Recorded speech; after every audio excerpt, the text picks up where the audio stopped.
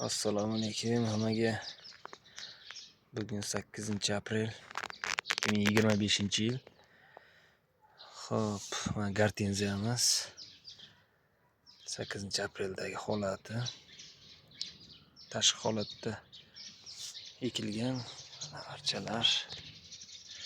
Bu kichkina hali deta shu 25 sm, 30 sm atrofida chiqadigan ko'chat. Bu matechnik ona ko'chatimiz.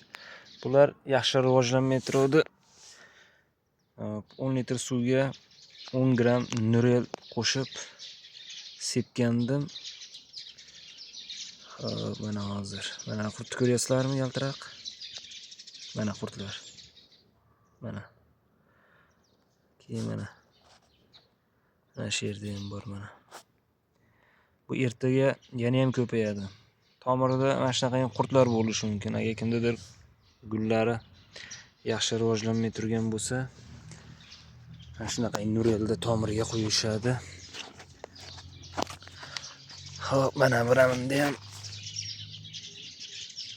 mana qurt. O'zi tepaga chiqaveradi. Yerda mana.